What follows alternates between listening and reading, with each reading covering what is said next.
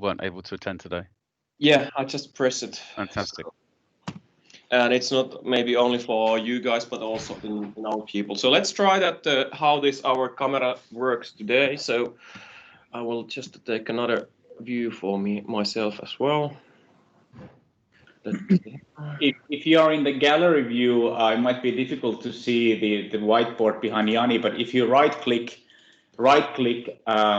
Jani's video, then you can find the option fit to frame. Oh, sorry, fill frame. No, it doesn't work, sorry. If you pin, it does. Pin, oh yes, correct, thank you. Okay, so let me know when you can see that my drawing. Now we cannot see anything. So you cannot see anything? At least for me, it's a black screen.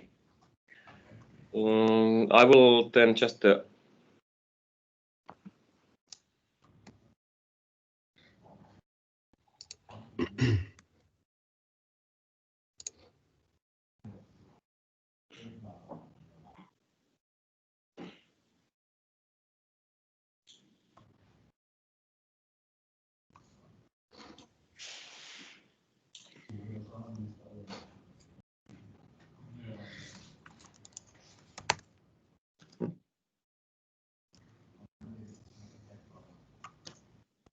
So it seems that the Wirepas Mesh is working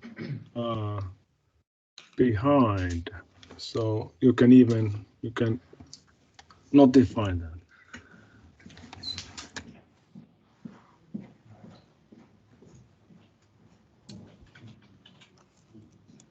What, Pertti?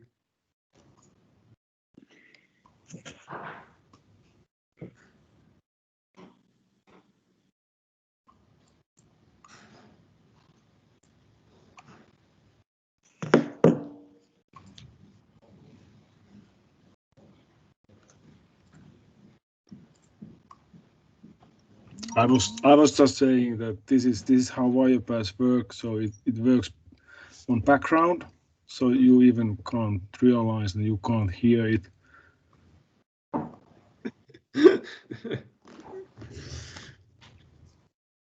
Without you noticing it's working. Exactly. Yeah. So it's. But soon you will receive some data. Soon. So did we lose Jani? I guess he is here. So you cannot hear me, you cannot see me. We can hear you, but we only. Now we can see you. Yeah, now we can. Perfect. So now we just hope that this camera can follow me nicely. No, it doesn't follow you. Well, okay, now it. Ooh. Ooh. Like So, the first topic was that how the network is working, and now we focus in this low power mode. And so there's one component which is in the gateway. So you need to put the gateway in a network, and there the radio side, what is kind of start to make a network, we call it sync. So why it sync? It syncs because it's kind of takes all the data from the network. But when you put the gateway, and gateway is including the sync, which you obviously don't see, but that's a radio which is running Wirepass, that start to broadcast that, hey, I have a route to the network. And then the devices like occupancy sensors that you are shipping or the valve control, which are nearby this gateway. Jani, make sure that you make bold lines enough because the camera resolution is a bit poor. So. Okay, maybe I'll try the black one. So just tell me if there is an issue with the drawing quality. I will be your instant feedback. Yeah. So, is the black better? Yeah, now it's visible. Yes. Good. So I will use black. So these are the sensors that are nearby the gateway. Okay, what's nearby? So open air it's easily 100 meter. In a building, it's typically less than 20 meters. So these guys will hear the broadcast message from the gateway that there's a route. So what they do with the gateway is that one of these wakes up time to time to check that if there's a route to the network. So it will hear this broadcast message, and then it will handshake a connection to the sink, the gateway. So then these other devices might connect to the gateway directly, but also when they start to do the scanning, they will see a message coming from the gateway that there is a route, and then they will see the message which is coming from this device that it has a route. So all of our algorithm and the intelligence is based that this route calculation. So there is route cost. So the sink has a route cost of 0. So this basic pretty much, it's always kind of broadcasting that the route cost is 0. Then if this link is very good, so there's no issues, the route cost that we start to broadcast is 1. And then the device which is here, another sensor, so it will scan automatically and then see, okay, I can see the route cost from the sink, which is 0, and I can see the route cost from this node, which is 1. But actually, this link is very poor due that there is some obstacles. So actually, it makes sense for me to connect through this node. And then when this has get the route, it starts to broadcast also that, okay, I have a very good route from here, so it can broadcast the route number, route cost 2. And these are just the numbers. So route cost is something between the 0 and 256. So this is the value that the devices are broadcasting, or actually it's 55 is the biggest. It means that it has still the route, and it increases based on the kind of the more the kind of link is going. So, well, let's say there's this third device, which is then seeing one connection coming from here directly from the sink. It cannot hear this, but it will hear this, and then it needs to decide that which one is the better. And okay, in this case, the better route was here, so it was choosing the one which is coming directly from the sink.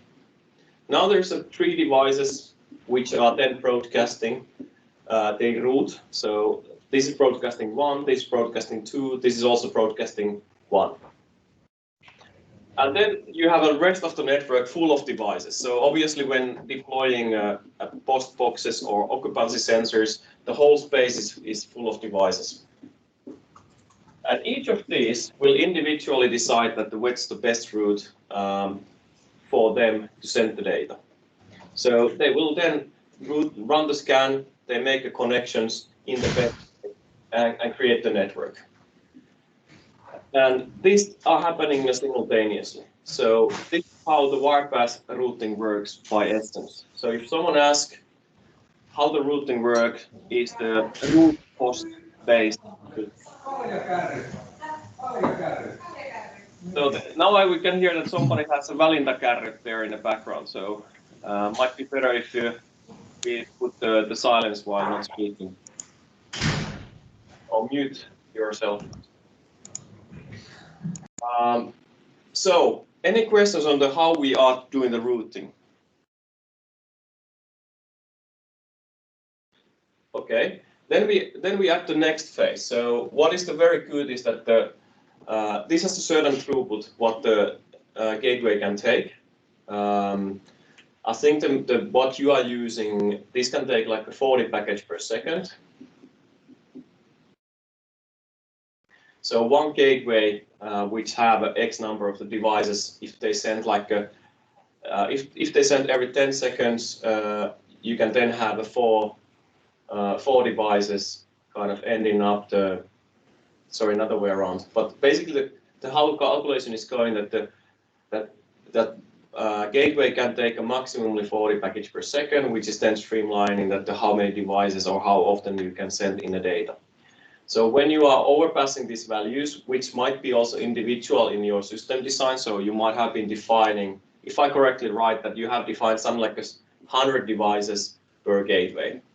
And these are always like a system design. So what we have a fact is that this can take a 40 package per second. In the newer releases, up to 150 packages per second data. So then designing this is really like that you decide what's the ratio. That is it the 100, is it the 1,000, is it the 500, what's the right number? And that, so we shouldn't have any like hard limits for that. It's only like a type of rule what we use is from 50 to 100. Yeah. Normally, but we have also networks are a lot more than that. And I can't remember what was the reason, but virtually 400 is maximum for our gateway. Yeah, so it comes from this number. So there's certain interval that they are sending data, and then how much the one gateway can take. But this is exactly that. Then there's a rule of thumbs, like a 100 per gateway. Okay, so now comes the very important thing that the other mesh networks cannot do. So when you have a one network running, they have a one network ID. They all have a channel where they broadcast this message. So that's the network channel. And they all have an individual ID that they present themselves in a network that is put in hard-coded in your devices. And then there is a security key. So all this communication and signaling which is happening here is secured with the encryption. Then when this kind of deployment is expanding, so let's say it starts from the 100 devices, you want to have there 200 devices, so how it works. So bringing there just more devices in a network, they will find out the routes automatically in a network. But then at some point of time, you expand to the 100 devices, which is your rule of thumb. So you only need to put there, let's see how the camera, can it follow me? Yeah. So you can place another Wirepass gateway here. And then what happens is that this will start to broadcast. And this is really like what we went through with in what happened in the practice in one of your installations, that when you bring there another gateway, so because this is battery operated system, these devices actually do not want to change this route unless it's unnecessary, because every single change of the route does impact in the power consumption. So there is a certain reluctance to change this route just for fun. So it really needs to be based on that there is issue in the communication. So when you introduce there another gateway, and this start to broadcast this route cost 0 for the outside, then devices will hear this. So they will done once an hour a periodic scan to see if there is a better route. But it doesn't matter that even that this is giving you the route number, route cost 0, and even that there is a route cost, for example, is broadcasting 5. It does not mean that this would be automatically changing the route to the new gateway. But there is a certain things which are increasing this route cost, which is like a very long hop counts, or if there is a lot of traffic in a network. So this route costs start to increase, and there is certain threshold. So with the certain threshold, this device will actually decide that, oh, I don't want to use this route to do this gateway, but actually it's more economical for me to join in this gateway. And then all the devices which were behind of this device are now joined with this gateway.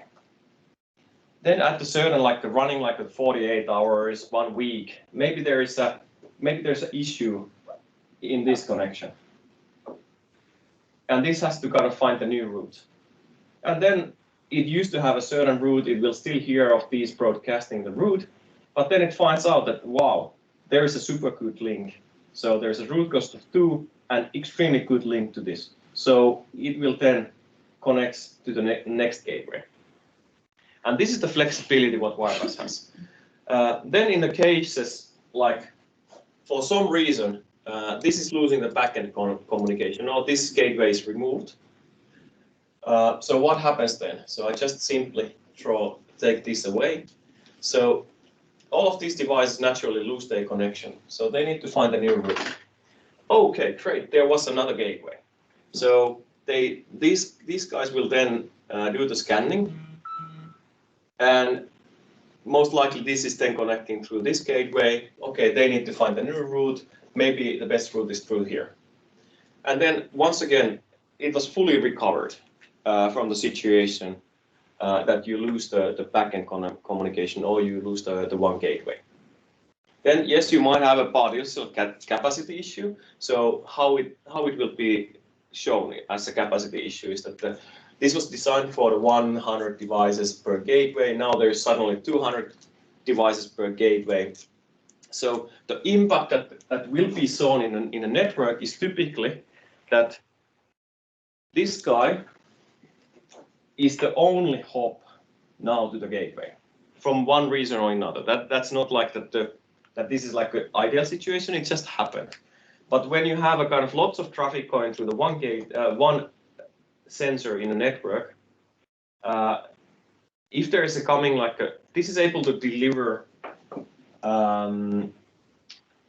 6 packets per second.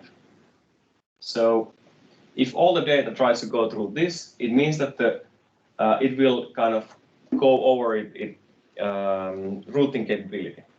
So first thing that usually the gateways see here is or the backend system is that you don't get the messages out of this device.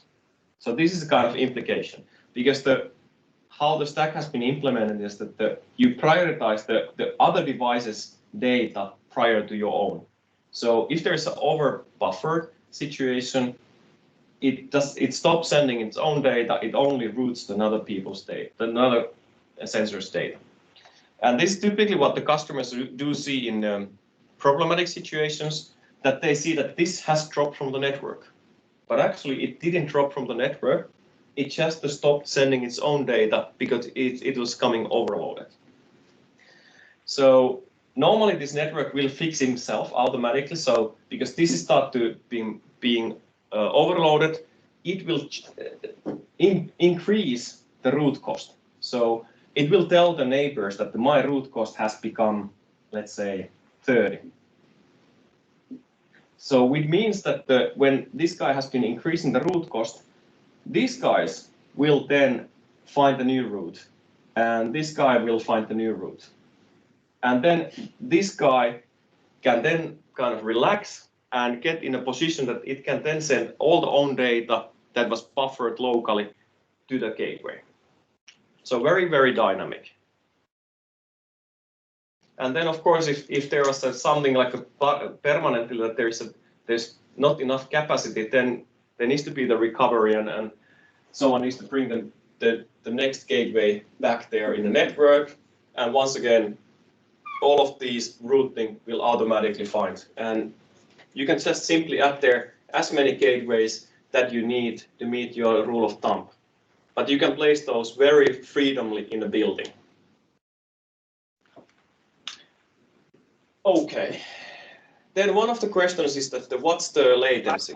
Jani, Juuso is asking something. There's a raised hand. I cannot see, so Juuso, just shoot. 1 second. Yeah. So the question is that you mentioned about that there's a 1 hour frequency when they check for new gateways. What happens? Better route, not the new gateway. Better route. Okay. Yeah. Okay. So let's say that one gateway is eliminated from the network, and you have like 200 sensors in through one gateway. Does it still transmit the data, or does something happen to the data? So that's a very good question. How it works is that normally there is no data lost. So what happens is that every single data transmit in a protocol level. So when this sensor is sending the data, it will be buffered So until it gets the acknowledged, it's buffered here. When it gets the acknowledgement that this guy has received the data, it will clean its buffer. Same goes here, that it has received the data from this child nodes or leaf nodes, and then it has like own data and this guy's data, and it kind of starts to transmit here. So until it gets the acknowledgement from all the data packages, it will be stored here. Because if it loses the root, this data is still here, and it kind of sent us through the new route. And the same games with the gateway side. So if you lose the gateway, all the data has been saved decentralized. So every single device saved that. So basically this guy here has been saving data all of the network and buffer it here. When it loses the communication, nothing has been lost, because the last package that it was acknowledged was received by the gateway, and that was sent to the backend. Now the data packages which are still there, and there is no new route, this guy will immediately find the new route. So it doesn't wait for an hour. When it lost the route, it immediately finds the new route. And then it will push the remaining packages which were there buffered, and then transmitting forward. Usually this Yeah, it does. But at the same, then maybe an add-on question: how big is the buffer? So let's say that you only have one gateway, and it has already received, and something happens to the gateway. How big is the buffer? So how quickly you need to replace the gateway or get the gateway back online to the network? So what happens there if they lose the connection and the route, they indicate that they don't have a route, which will stop the kind of receiving the packages. That's one implication. Then when it's kind of operational, if this start to fill the buffers, the buffer can typically, because the sizes are something like, I would say 30 kilobytes. So then it's about your frame structure. So typically we talk about the days of data that they can save. Okay. So it's really significant amount of data that this can still store there. Okay, so I remember from some of our internal discussions that if there is, for example, if gateway lose connectivity, I remember from some discussions that our system can survive like 30 minutes or something like that. So could it be so? Could this relates to internal memory of the device? Yes, definitely. So, and I think that there's two things. There is one thing that what is buffered in the protocol level. So if you take a RAM of the device, so I think we allocate something like 16 kilobytes for in a release that you use. In a newer it's 32 kilobytes, and then the remaining data is for the application plus the buffering.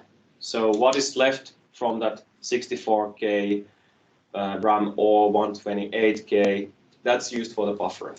But then I think this 30 minutes might most likely come that you have built also in the application layer a data buffer. So there is some cycle buffer in the application that is storing the data for 30 minutes, even that it doesn't have any route. Yeah. Okay. So we need. When you actually have a link, so when it doesn't have a route, it does not take a new messages. Okay. So we have to check this internally how if we have some additional functionality for that. Acknowledgement is very important to kind of, because this was also explaining the reliability of the network, that everyone sending the data has a reliability to make sure that the receiver has received the package. And that's done in the protocol layer. And in terms of commissioning an installation, do you have any signal strength tools or network sniffers that will help you identify the ratio of gateways to devices, or if there is any congestion in the network? You shouldn't need to do any of those in the field. That's like a starting point. Of course, if there's a very sparse installations, some of our customers have done such a way that these devices during the installation, they can do the BLE beaconing. And then you have a smartphone which is sniffing that how many devices they can hear in the network. But during the installation, like this gateway ratio, the installer doesn't need to really care about that, because that's a cumulative data out of the sensors which are sending, like if your interval is once per minute, every 15 minutes or every hour, that will accumulate a certain data amount. But it's nothing to do with the kind of sniffing.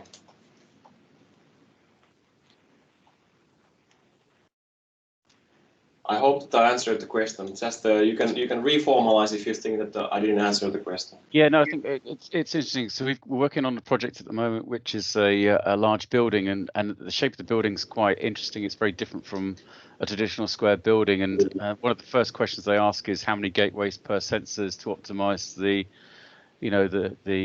performance of the network, and often that's determined by that ratio, or you can determine it by an on-site survey or through the network optimization. So it's curious to know your experience in something like that. Yeah, I think you have a lot of experience on the field. So typically our guys are interested on that kind of when your sensor is becoming back in the network. Some are making a simple light indication in the sensor itself. So when it finds the route, it indicates I have a route here, just a physical LED, or then blinking red if you don't find the route. So that's kind of making a implementation easy. The tricky part is that you can't really judge this in the middle of the implementation, because of this routing. The routes are not always the most the one that you thought. So like when you have two devices here, I remember blue was not good, so let's put that back. So if you have a device here, so you would kind of think as a person that this is your best link here. So of course it will contact here. But in the practice, we have seen this many times, the best link might actually come from here, from this device. And it's really come from the fact that it's a line of sight. So it finds the angle where there is some hole or something where there's just a signal and it's a line of sight, and it reads the node there.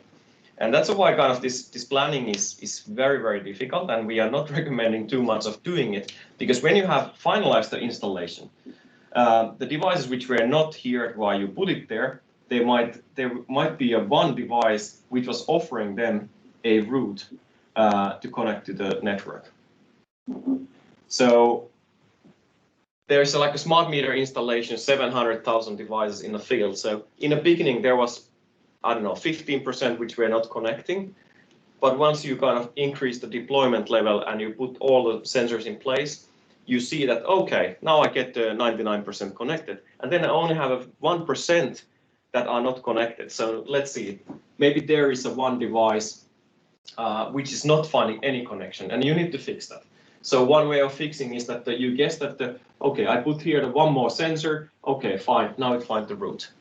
And this is typically how things are solved, that visualizing the whole network, and once it's completed, then you look which devices are not getting connection, and then find how to solve it.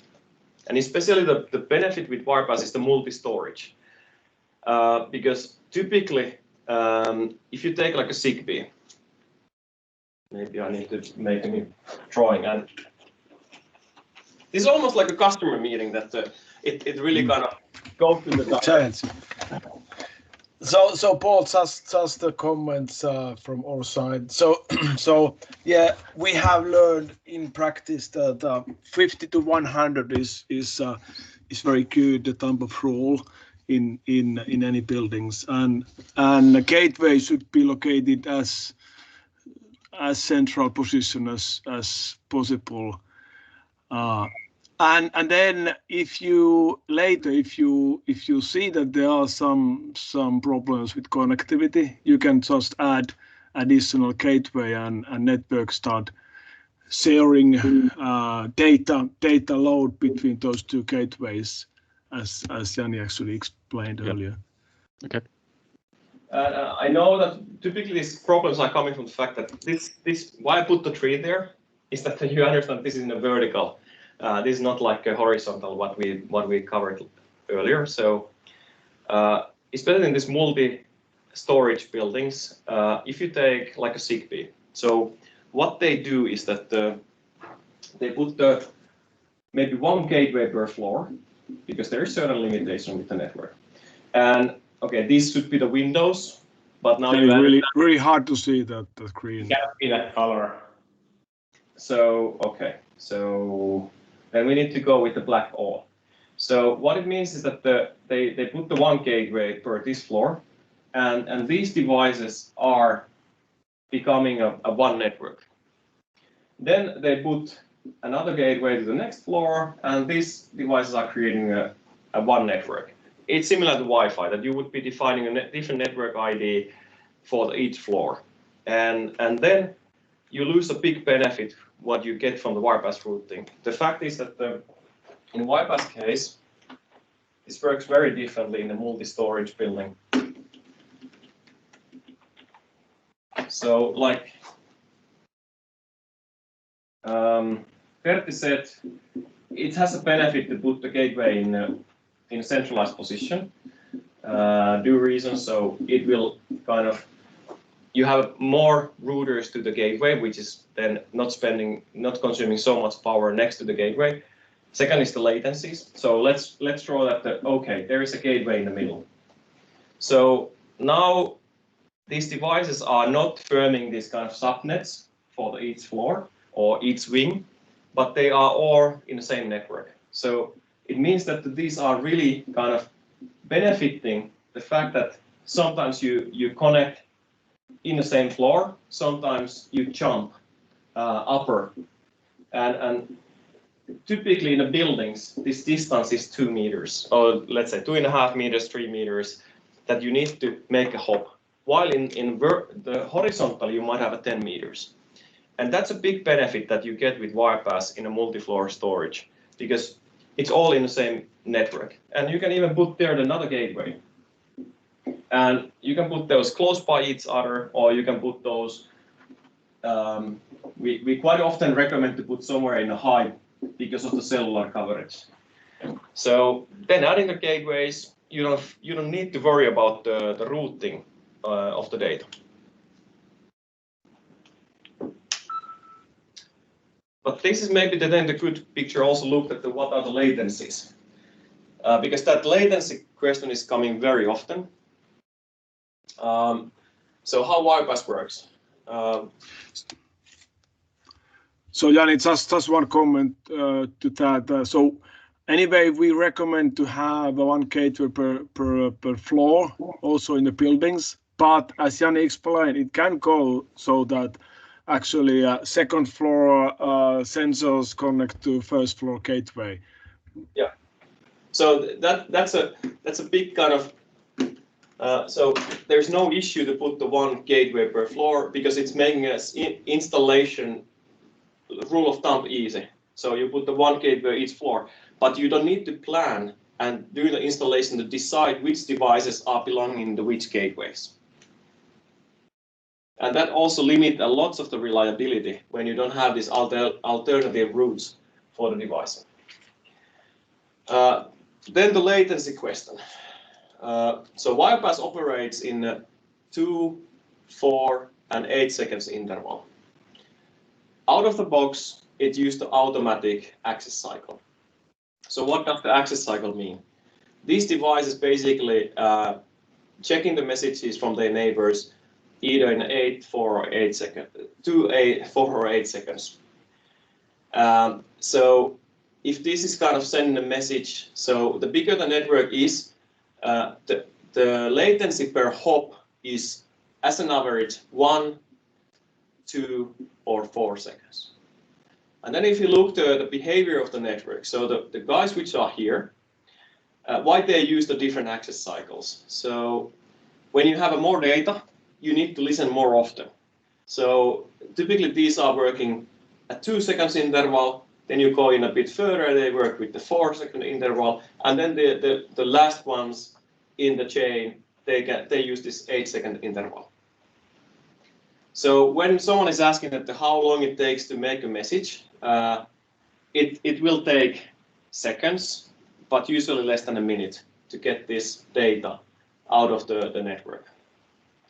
When the message is sent, every frame going from A to gateway, they will also carry the time. So when it leaves from here and it arrives here, it knows that this was measured 6 seconds ago. So this information is known from the measurement. So you have a very accurate measurement time when it comes to the gateway, and then gateway can send that with the global time to the backend, so that independently of the routes that are done the measurements, you can still have those in the right order in the backend system.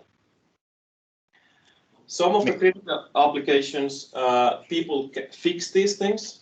So they, for example, fix that there is a 2-second access cycle. So independently where the devices are in the network, they always operate with the 2-second interval. And then you can say, okay, it takes less than 10 seconds usually get the data from the network. Yes, depending on the hops, but 5 hops is already quite a big network, except if it's this kind of chain topology.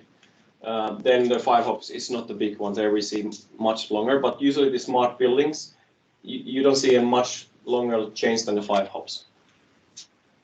Maybe, I mean, this is probably very obvious to everybody who's listening in, but we are all the time we are talking about low energy network when we talk about the delays and packets per second. So of course, low latency network mains power would be a different thing. Yeah. So we only focus on the low energy in this exercise. Yes. And that's good that you reminded that. So we would need another session to talk about the low latency behavior, which is pretty much it's the same product from us, but what you can do with that is very different. And all of your use cases today that you are selling are based on this low power mode.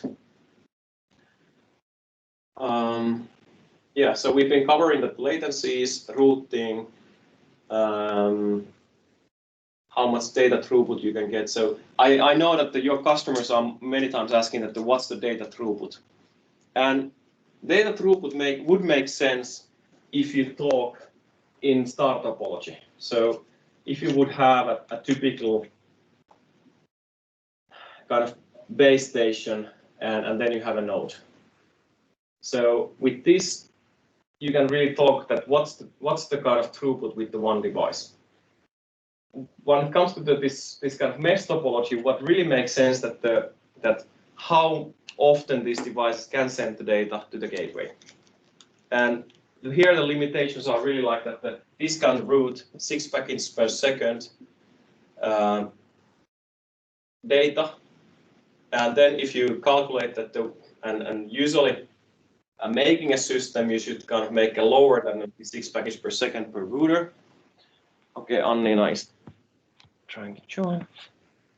I mean, I can be your secretary of admitting people. Thank you. So usually you should be calculating so that the whole system, if you have one gateway, can survive even that you have one router there. So what's the kind of maximum load? So I would pick up maybe a 4 package per second as maximum. But even with that, if you look to 60-second interval or 15 minutes interval, the number of the devices is very high. But that would be the principle of designing that.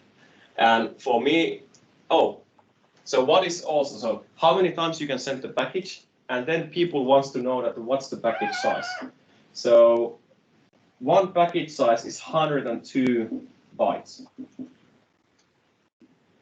Okay, then the next question is, okay, so what's your frame size? No, this is the payload. So how the data is being constructed is that there is a Wirepass frame, which customers shouldn't care about, or you shouldn't care about. The data that is used for sending the data is 102 bytes. So getting the maximum load from the network, the packages, the data should be always try to put in 102 bytes. So if you have many measurements, you can have one package can have several measurements, and then you send those at once. So that's how you can get the maximum throughput from the network. And the second thing is really like that you can add those gateways in a system. So if you only compare the throughput of the system in a one link level, so yes, we use the BLE radio here. Physical interface is 1 megabits per second. And this is like what people use, like, okay, what's the throughput? So yes, the data is being transferred here with the 1 megabits per second. It means that time on air is like I don't know, 2 milliseconds, what it takes to transmit this 102 bytes between this link, which is making that very, very efficient. But in the whole system, there needs to be hundreds of devices to be able to do this at the same time.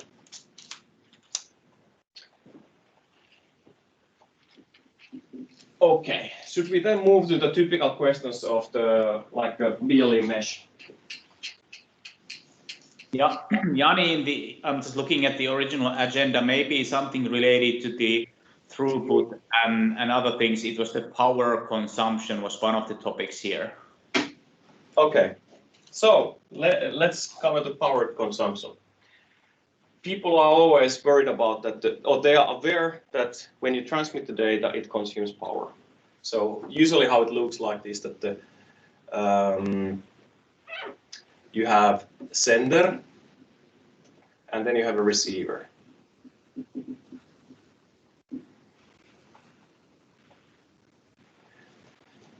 So if I put here as a simple physical presentation, and I apologize if this is like too difficult to follow, just let me know. So how you measure your energy? So you have a power, and then you have a time. So this kind of, let's say, non-intelligent networks, it works so that this receiver is kind of scanner. And now I'm not talking about anything related to Wirepass, just talking about how system typically works. So non-synchronized systems, it works so that this receiver keeps the receiver on all the time. So this is consuming power. And then there's a sender. So typically this is the leaf node, which is then sending the data. Very short time, then it sleeps a long time, and then it sends the data. But this is very important to understand that this concept, because this is the reason why BLE mesh or Zigbee is consuming lots of power. Because in that case, they need to keep the receiver on all the time. And that's the kind of what makes the power consumption high. In Wirepass case, you have a two-way communication all the time in this 2, 4, 8 access cycle, which means that there's not a sender and a receiver device, but actually every device works both. They send and they receive. But they are still low power. So how we have done that?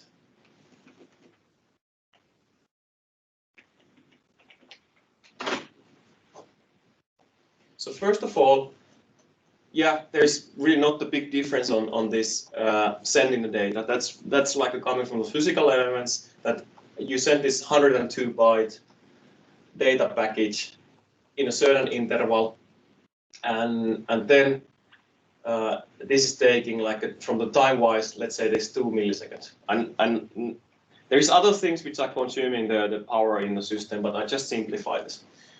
Then what we have done is that the devices synchronize themselves automatically. So just before this device starts to transmit, there is a device which is working its receiver. So it puts the receiver on. So the power consumption in the sender side is this, and in the receiver side is this. And this receiving cycle needs to be always a bit bigger than the sending. And the whole trick is that how small you can make this. So if you can make this like a 3 milliseconds, you are doing well, as an example. And the same thing goes here. So it only wakes up here to listening this message. So okay, they are not now in the same, exactly the same. And this explaining actually the me trying to draw this explaining also the difficulty in the practice, that how do you synchronize these animals or devices such a way that they are not spending any more time here in the receiving data. But by essence, this is where the power consumption comes. And what we have done, or what our algorithm is doing there in real time, that they are synchronizing the send and receivers. And this was now only describing this one link. So where you have one device and the second device, and these are communicating to each other. So when you take that these would need to handle several. So let's say this, which is receiver, it's not only having one device, but it actually needs to listen several devices. It means that it will wake up in a certain interval, and now these are coming too close, but okay. So basically it wakes up to listening here, it wakes up to listening here, the other devices. So this is describing this transmission.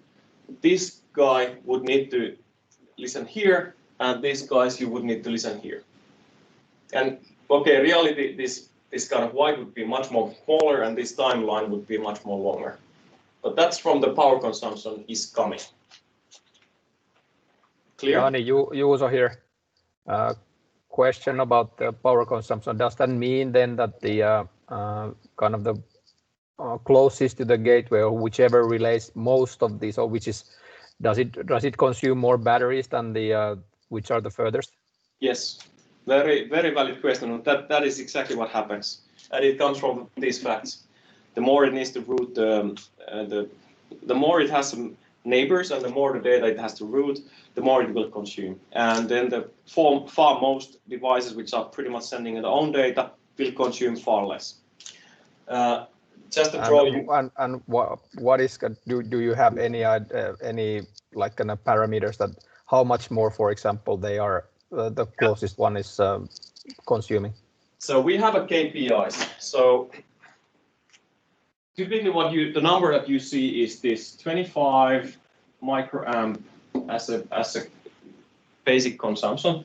This is meaning a 1.5% load. And this is not like far from this kind of normal situation where they send every 15-minute time and you have some tens of devices in the network. So you will reach this level. When you start to talk about the 100 devices which are sending this 50 every 15 minutes package, so you most likely are landing somewhere like 60 microamps. And with the full power, if I recall right, you can even take 130 microamperes. But this is really hard to reach. You never design the system where you can reach this level of the data to be transmitted. It would be a bit too unreliable, because this is also meaning that there is no interference in the system.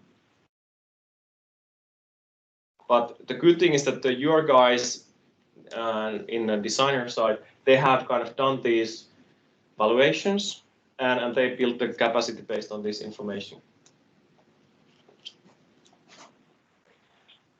Maybe there's one thing that impact in the beginning in the power consumption, and this is really like a loop, the searching the route. So if there is like something instability in the beginning of the network, so all these scans. So scan means that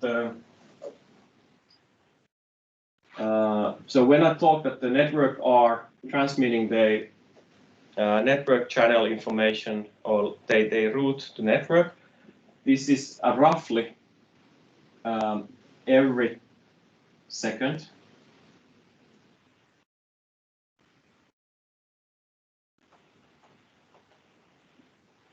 They transmit this BLE beacon. So in order to find the new route, you need to scan a bit longer time. So when we do the network scan, it will keep the receiver on a bit more than 1 second, and that's a very, very long time in a wireless devices. If you talk that normally a transmission of the message takes just a milliseconds. So when you need to scan a new route, you need to keep the receiver on like more than 1 second. And that's why you can see a higher power consumption in the beginning. The second, where you can see the higher power consumption, is when you move around the devices so that they can they lose their connection, but not in a kind of a static operation.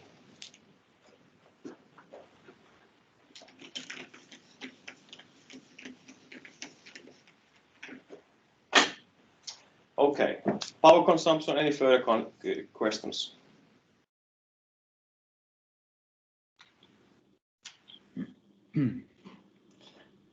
Maybe no questions. So related to the power consumption, did we already cover that? How many devices can connect to the network, and what's the maximum number of hops? So before we go to that, often I have, or how to say, I have understood that there is like a 20 milliamperes like basic consumption, which comes from micro, yeah, which comes from like some sort of a breathing, just to keep Wirepass connectivity live without sending any data. Yeah, so it is. So this is all about the synchronization. What I try to describe, that in order you keep this mesh network alive, you need to send this beacon broadcast that I have a route.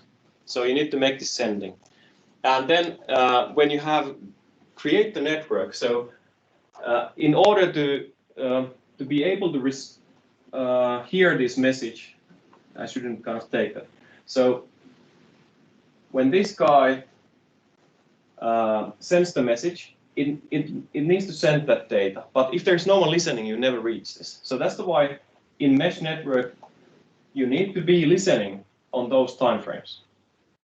And this is making this consumption. So you can if you don't listen during this time and there's a data coming, so you will miss that package. So that's why you need to always listening that. And then you need to also broadcast for the others that I have a route. Otherwise, you wouldn't find a new route if you don't dynamically broadcast that there is a new route. So that's the approach. Okay, so thanks. Can you also confirm that it's like so that, for example, if a reporting interval is more than 30 minutes, actually it doesn't increase battery lifetime anymore?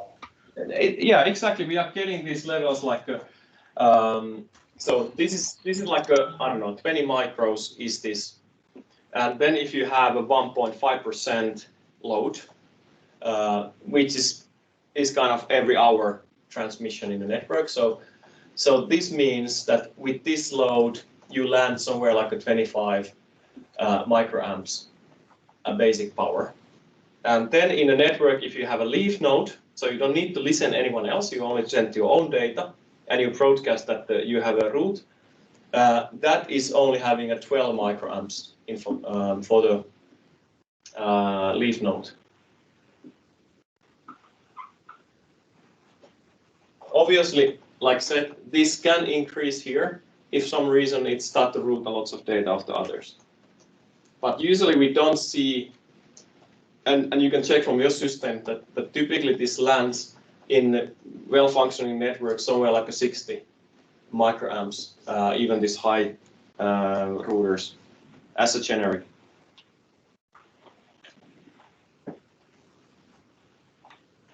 Okay, any further questions on the power consumption? So usually I have seen that the people really wants to understand that how big battery, how long it lasts. They don't want to understand that what's the consumption. They want to know how long the battery life is working, and that's why you have a good team to kind of make this calculation and looking for a sweet spot, that what is the right capacity, taking into account the sensor consumption and then the wireless consumption together. And then also take the risk that maybe sometimes it's worth of kind of having that there is a couple of devices which are running out of battery sooner and replacing the batteries on those. Maybe the one design principle could be that nearby the gateway, you could just deploy a couple of extra devices during the deployment, because also in the routing, so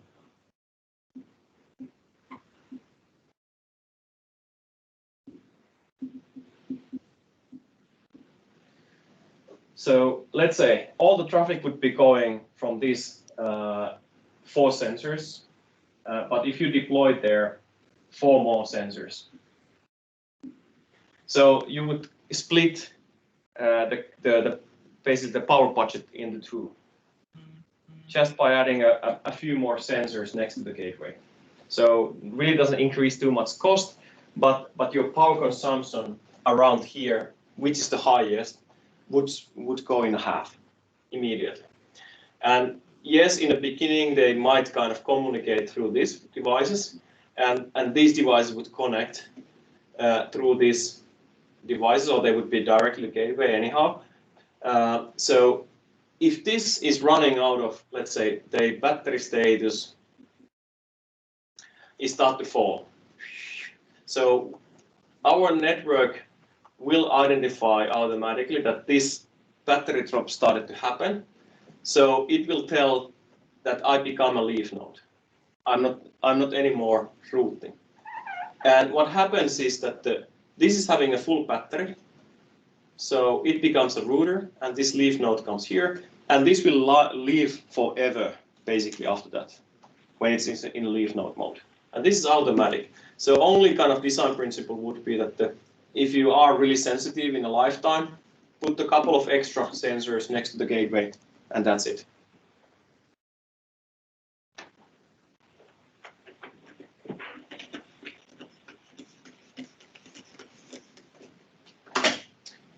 Okay, so number of the devices per gateway. Or number of devices in general for the network. Okay, so yeah, we if you look at the competition, they usually talk how many devices. So the answer is that you can have 4 billion devices. That's the address space. Then where are coming then the limitations? The next limitation is that in ideal links you can have 255 hops, which is in practice is unlimited. We never see such a long chains. Then you could actually put these 4 million devices under the one gateway if your hop count is less than 255. So one gateway could serve that, but it will mean that there is absolutely no data transmitted on that network. So then the design principle what comes is that it's not about that how many devices you can put in a network. It's really you can sell it's unlimited. You never kind of meet these limitations anywhere. The real thing comes from this fact that how many packages the gateway can take, how many devices, how many packages the routers can take care. So let's go back with the gateway. So this can handle nowadays 250 packages per second. So if the overall data amount that comes from the network, so okay, this is theoretical, maybe you calculate half of that as a maximum capacity, because there might be interference which is lowering the throughput. So then the next thing is really that what are the routers? So these routers next to it is really setting in the battery operated network the real limitation, so not the gateway.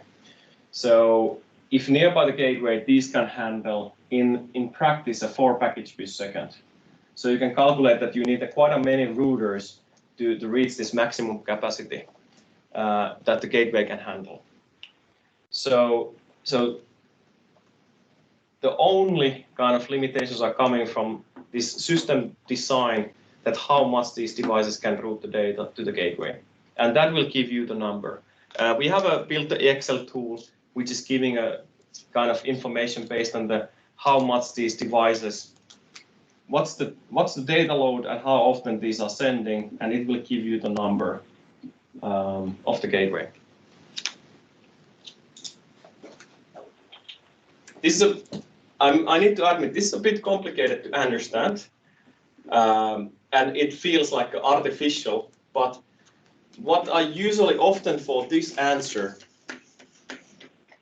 is the following, which normally in the smart office, smart spaces you never reach. So there's a running network in Oslo, and it has 750,000 devices. Under the one network, same network ID, same security key, same network channel, and this is functional. So it's like this is not the artificial number like you get from Zigbee, like you get from the BLE mesh. This is functional. And there the ratio in this particular case, it's they have one gateway per 250 meters. Okay, now you can question that why it's 250. In electricity metering, they need to first of all send the data every 15 minutes. Secondly, due to the regulation that is set, the duty cycle is 5%. This is the biggest and hardest limitation to make the network. So when we talk this power consumption, where I show that the device can send the data, so 5% duty cycle means that the device is sending the data. When they work as a router, they can only send 5% of the time in this regulation. But what you have used in a 2.4 gigahertz, that's having 100% duty cycle. So there's no duty cycle limitations. So that's why this number is bigger, can be bigger than what you see in 2.4 gigahertz networks. And yes, practical numbers, now there is one hotel which having around 2,000 nodes, and there's one gateway. And this is really using the same stack that you are using. But it really depends on the application that is used and run. So here. So they, how is that possible? Are they transferring information? How come there's not the limitation of the 150 payloads per second? Is it that they're just sending it very not so often? So if you take like 1 second, so you can still transmit. So we come back to this kind of. Oh, this was bad. So do you want to understand this Norway case? I think that was the Sweden. You said that 2,000 devices per one gateway. No, okay, that's in a hotel. Yeah. Yeah, the hotel in Finland. Yeah. So what was the exact question? Doesn't that reach the limitations of the network, and do they receive all the information? So isn't there any loss of information? So actually, that's a different application. So that's like a lighting application. And what happens in a lighting application that there's a different way of communication. So what in lighting you need to normally do is that and this is coming a bit like that part 2 if we want to talk about the lighting, but I will still cover it. So these are the luminaires in the hotel. And what happens there is that you have a switch. You have their on and off. And when you press that I want to kind of put this on, what happens is that the inside of the network, they actually, this signal is going to the nodes, and they will then inform each other the switch on and off. So this is the typical, very typical in there. So this data is not going in the backend. Then there is occupancy sensors in this same system. So I put it that as a round. So this is an occupancy sensor in the very same room. Then you have some like 130 rooms altogether. So this occupancy sensor data will be transmitted in a backend. So you will have like a 10 or 15 times more devices, but not all are sending the data in the backend. There is maybe the occupancy sensors which are sending data when there is a traffic, and you only need to kind of, yeah, there is a movement, but there's like a 15-minute threshold or 10-minute threshold. So I always come back that it's all about the use case, that how often you need to send the data to the one gateway. Does it clarify? Yeah, somehow, yes. Good. I was just coming a little bit from that, the limitations of the network. You said that the limits are quite high, and so in practice that never reaches. But then I was thinking for example, in extreme where there's many hops, and they all need to send the information. So basically, then the payload becomes the limitation of that cannot send that information through. You mentioned in the beginning about that, and now you touched a little bit on those limitations, and quite often is on the node, the limitation, and not on the gateway. Yes. So it's really on this. So I would always design my network in this way. So there is a gateway, there is a one router node, and this router node can make a 4 packets per second. In practice, that's a maximum. So yes, it's a 6 packets as a theoretically, but me to make a robust system, I would build that it can handle a 4 packets. So then I can make like a 250 devices in a chain. Okay, most likely it goes like something like this. So when I start to calculate that, so 4 times 60, it's 180 devices if I send that every minute. So if I send it every 60 seconds, I can have 180 devices in a network. So once again, if you go every 2 minutes, then it's 120 seconds, and this is 360 devices, and so on. So it's kind of, if you even think that you have one router is a limitation of the system capabilities, we start to talk about quite a big numbers in the network.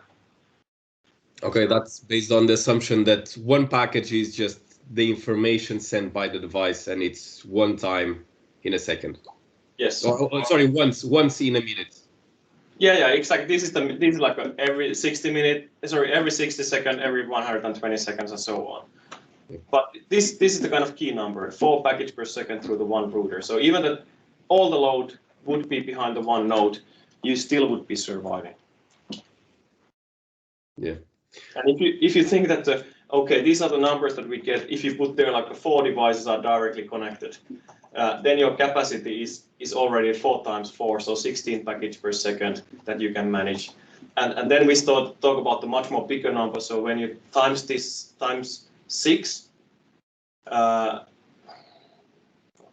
I cannot do the online calculation, but you most likely get the point how to kind of, yeah.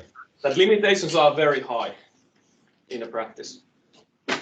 And yeah, your designers have already optimized that they most likely send the several sensor data in a one package, so they try to use the whole 102 bytes when they send the data. Okay, thank you. I have one follow-up question. I don't know if he has been, if it's going to be answered later. If it is, then just skip that.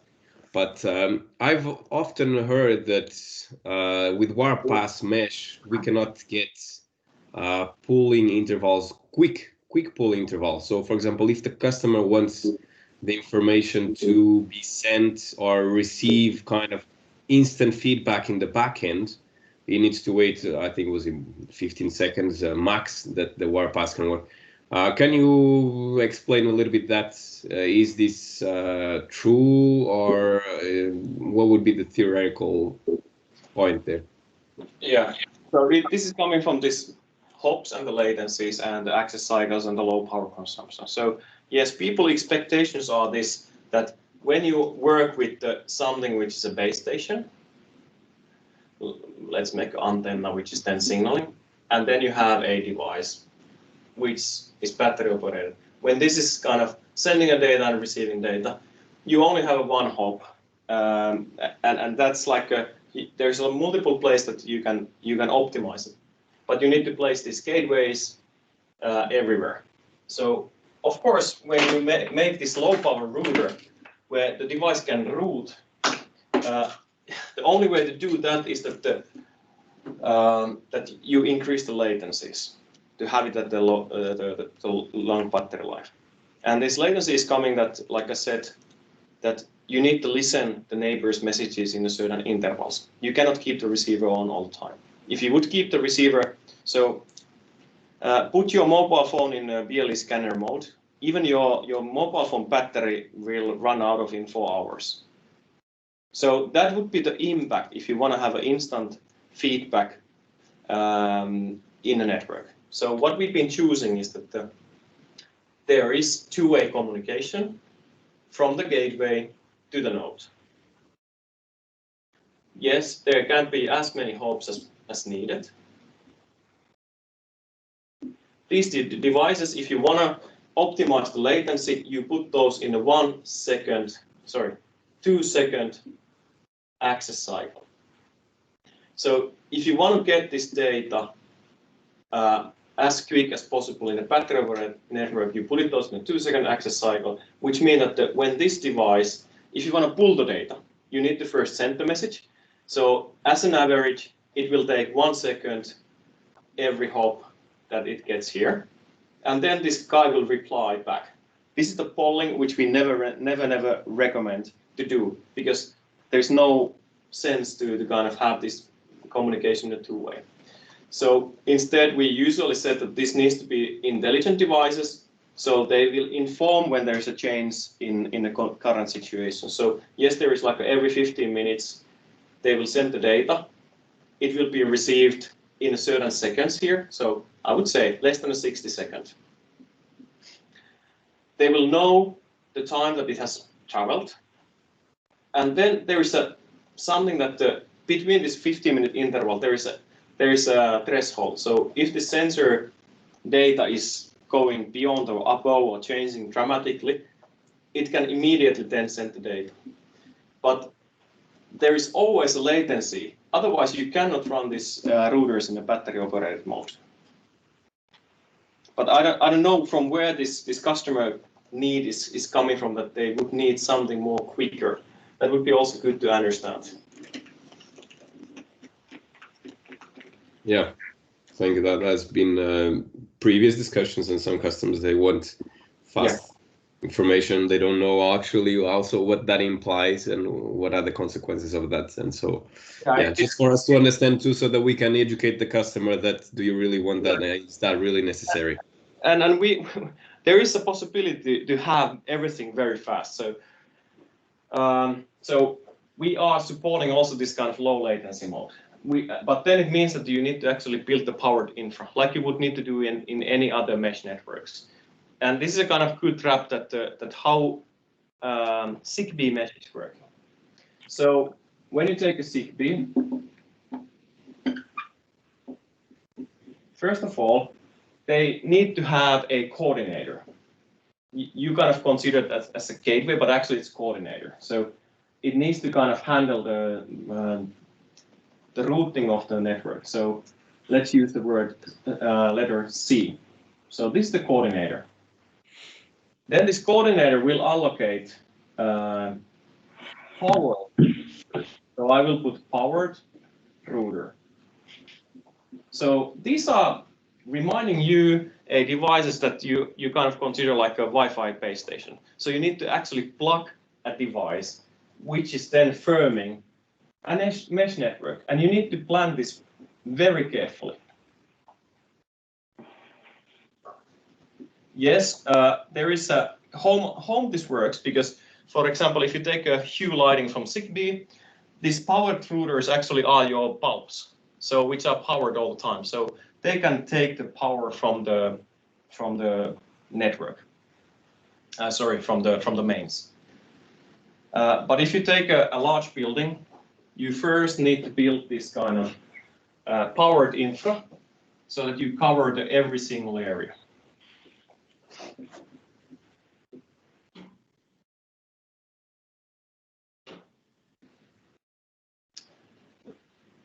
It's really hard to kind of describe how these are like a powered device, but this is what you do first. You plan the building and you put there the power devices, and you need this coordinator. All of these devices will use same channels than the Wi-Fi, so 1 to 15 channels. And in this network, they only use the one channel. So if they pick up the channel number 3, they all use the channel number 3.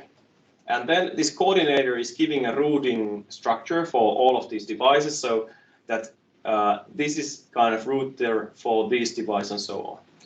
But usually these devices are not doing anything, especially in the sensor networks that you are working on it. This would be the extra cost to put there the person which is putting a wired device into the system that is making this basic connection.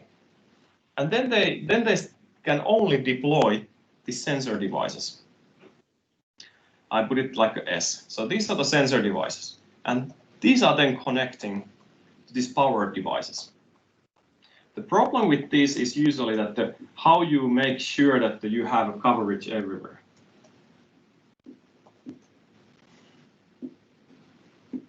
But in this kind of topology, it's super simple because, okay, why this device needs to be mains powered? Because they are receivers on all the time. So whenever there's someone sending, they are listening. And they only need to listen on one channel because the whole network are put in one channel. So when there is a new device coming here, it will basically give kind of joining the network so that it will ask permission to join in the network, it will go in a coordinator, and the coordinator will tell if it's going to use this router or this router, and then it will be added in a routing table. And then they can send the data through one of the routers.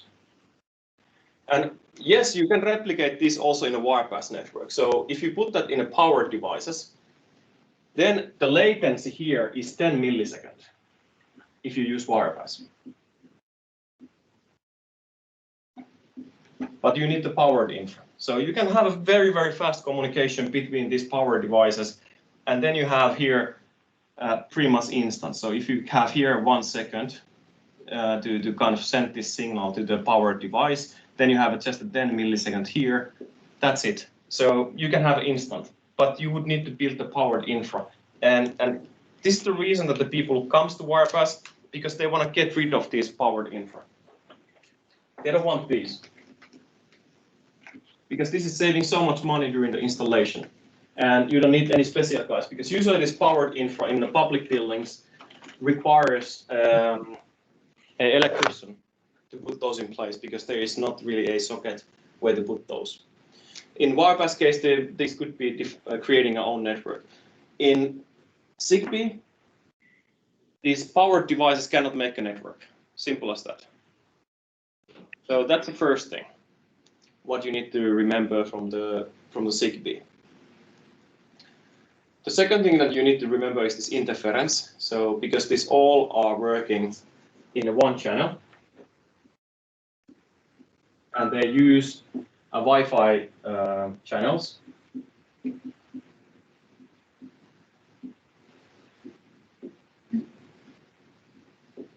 So they said that it's dynamic, which is true.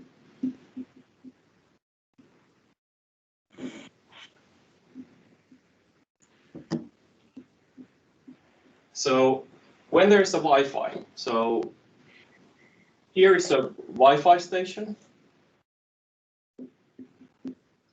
And this is used now like channel 3, this whole network. So every single device here uses the channel 3. So this Wi-Fi is coming in also in a channel 3. So what happens is that there is a problem in a communication. This coordinator will decide, oh, this was a bad choice, so let's switch in a channel 5. So it will command all the devices here in the network, okay, go in the channel number 5 instead. So the whole network will change the channel to the number 5. So they didn't aware of all, but the IT department had designed that in this area they use the Wi-Fi channel 3, and they use here the Wi-Fi channel 5. So, oh, that was a bad choice again.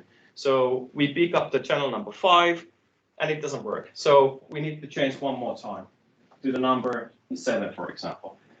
Fine, now it's working for a certain period of time because it's stable network. But then there is coming Pertti. Pertti is arriving here as a customer, and he's putting his mobile hotspot in the channel 7 and start to streaming Haltian video. And this will jump the network because it's used the same channel. So once again, the coordinator needs to blacklist also the channel 7. So they blacklisted numbers 3 and 5, and now also number 7. Okay, they go for something like channel number 2, which seems to be now free. But then there is coming the next one, which is blacklisting, where you need to blacklist also the number 2. And the bigger the building you go, the more issues you will have this this channel blacklist. Jani, just a time check. We have 3 minutes remaining. Yeah, I think we need to have a second part. But so it's up to you. So Janne, I think you and me have a meeting after this for 30 minutes. So I can skip that. You can extend a couple of minutes, no problem. Yeah. Maybe, Jani, just when we were talking about the channel selection, etc., so we did not cover how the channel selection works with Wirepas Mesh, and we are able to use all the 40 channels, and all the devices can have their individual channels from device to device. Maybe that's something good to cover now that we were talking about the Zigbee channels. Yeah, that's a kind of very good to cover now when you have understood that how dynamic is the Zigbee. So what Wirepas does is that so there is Wirepas gateway, and there is a device. So Jani, quick question about the Zigbee blacklisting. Is it possible that it actually blacklists all those channels, so 1 through 15, yes, and then nothing will go through? But that's like a theoretically possible. Of course, they try to start to then reuse the ones which are blacklisted here. But okay. But exactly, that's a problem in the big buildings, that you don't find any free channel in across the building. So you can locally find a one free channel, but not in across the building.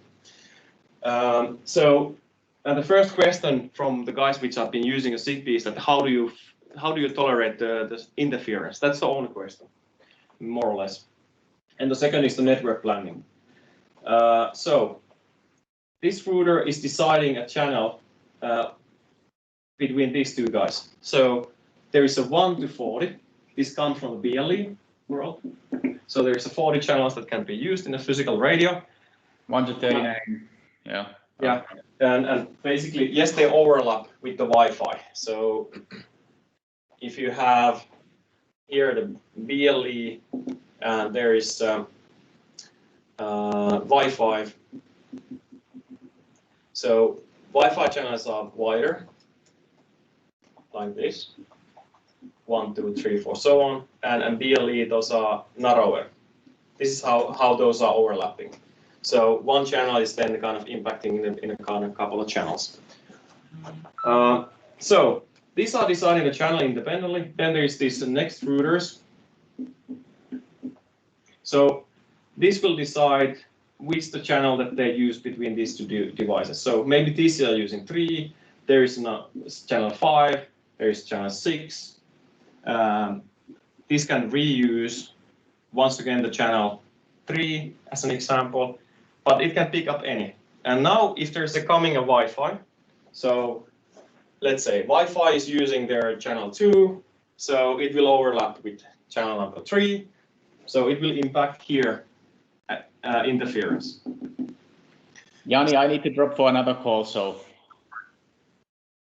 then what happens is that these guys will notice that there is a lot of interference coming from the Wi-Fi network, and what Wirepass does is that they just move in another channel. So pick up the 27 channel there, and case closed. No impact for the rest of the network because of the Wi-Fi. It doesn't matter. Like here is coming Pertti once again with the mobile Wi-Fi, using a kind of channel which is overlapping with this. So this guy will just move in another channel, and case closed. And this is the dynamic. So and only impacting locally, and that's why you can grow anywhere in a building, and you don't have interference issues. Good. Maybe we just used a couple of minutes for the BLE mesh because that's the most common denominator usually, and people think that they could use the BLE mesh for the censoring cases. So a BLE mesh you could maybe use in the home cases, or you could use that in the lighting only cases, but not for the censoring. And let me tell why. BLE mesh is not based on routing. It's based on so that every device can be defined as a router. So if they are powered. So, or actually it's a repeater. So you don't need any gateways there because there's no routing, and there's no really a gateway to managing anything. So what they are utilizing is that the BLE has a function which is beaconing. What does it mean? It means that they can send the message in 3 channels. So when they introduce that I'm here, they use these 3 channels. They introduce I'm here. So how to make the kind of mesh-like, which is actually the repeater network. So they put these mains powered devices, and they start to listen all of these 3 channels. And what happens is that there is a battery-operated BLE device which is sending a data. So it simply sends a BLE beacon. So all the devices which are scanning, maybe I will put the scan word here. So they scan. So when they hear a device sending a message, they will scan it, and then they just repeat it. So they repeat the same message. This device will repeat the message. This will repeat the message.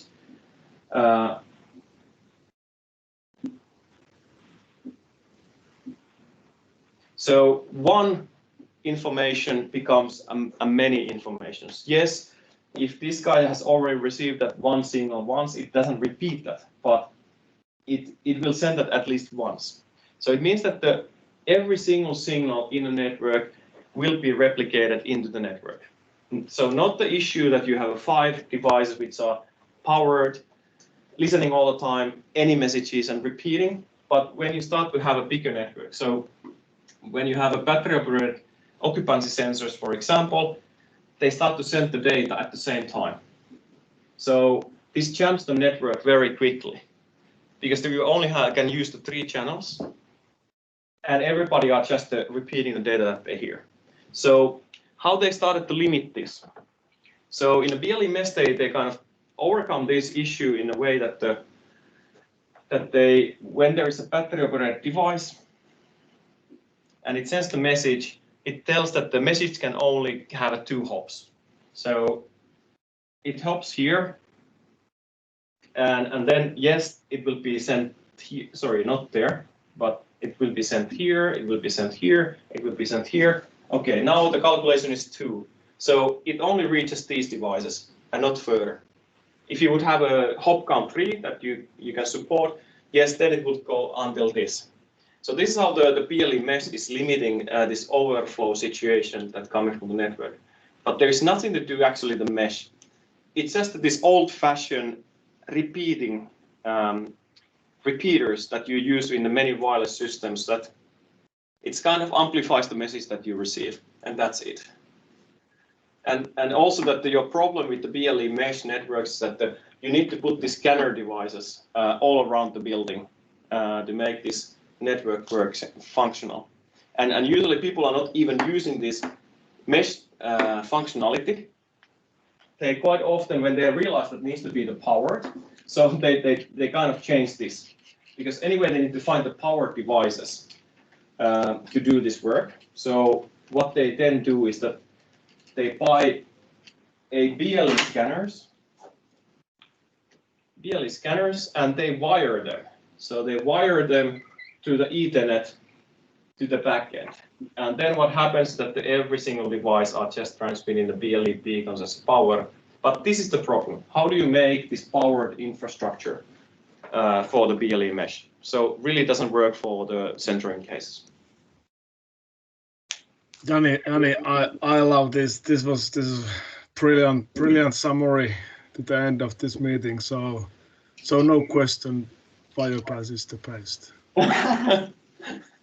Thank you, Pertti. Hey, you already have bought us, so. No, seriously, the more you meet the customers and more you have seen the problems that they have had in the past, yes, they are a bit reluctant to move in the wireless because all the problems and the hassle they have gone through. So there's no doubt that they want to understand the technology. So I hope that you have now some basics and at least you know where from to ask. I'm happy to have a second session. So I know we didn't cover all the topics that were on the list, but we touch a bit, and we can have a second session as you wish. So I can book a time there, and feel free to join and come with the questions. And if you need me or our team in the customer sessions, we are of course happy to help you also in the customer meetings.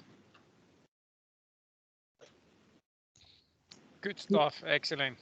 Thank you very much, Jani. I think that was a very useful session for everyone. I hope so. Thank you for guys being patient and active during the call. So see you in the next Kyllitatti session. Thank you. All right. Bye. Bye. Thank you. Bye.